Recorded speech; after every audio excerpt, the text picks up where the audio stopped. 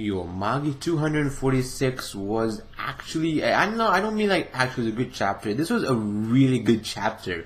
It was actually one of the chapters that made me want to reread more than twice, because normally I reread manga chapters maybe one or two times. Maybe I decide to read the chapter maybe 3 or 4 times, go to different pages and analyze the pages, wonder what is going on this page. So overall, Hakuryuu obviously went to supply base 9 and the entire Ko Empire was after them. But obviously, since he was there for more than 6 days, he brainwashed everyone. So you gotta see how he used Zygon, also how he used Balal. Basically, used Balal to show illusions and things of basically what's it called, Koan and Caillou. Not Caillou. I mean, whoever the Ko Empire, the people were the emperors, the next in line, were actually killing their families, and like they'll show them bad memories that would make that person hate you for everything.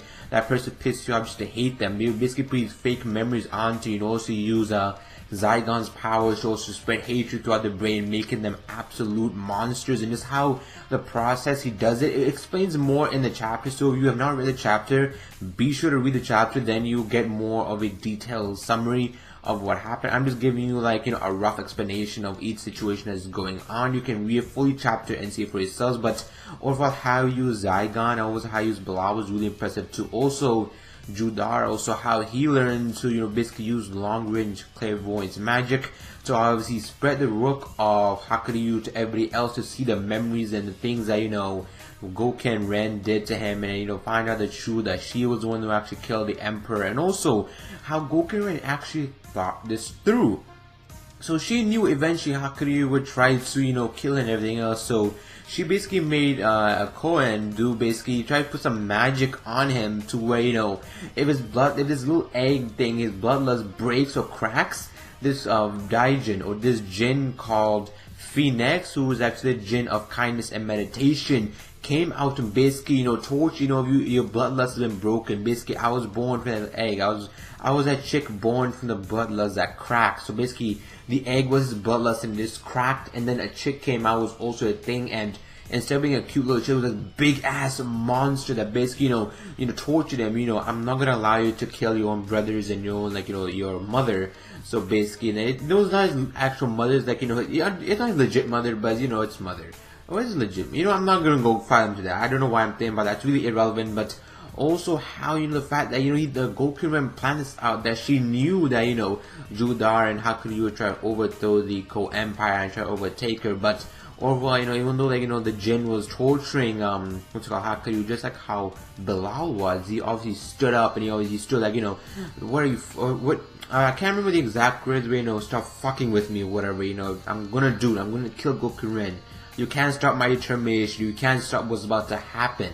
His destiny was about to unfold. No matter how much pressure they put on Hakuryuu, he's going to strike back with his force. I love about Hakuryuu too, because even though it just shows how Hakuryuu is a really determined character, how no matter what is thrown at him, he will always go forward and always advance forward and always try to kill Gouken. And that is eventually how she died, because I don't know if she meant to die, because we could see her smiling like she knew her death was going to come. Maybe she's going to do something with the rook around her, maybe put it into Hakuryuu, or maybe put it into Judar, and then somehow, or maybe Judar is going to take control of Gouken Ren's rook, whatever, and empower himself up. Also the factor of how Judar was also learning a lot faster, because he was gone for half a day. He was probably learning clairvoyance magic.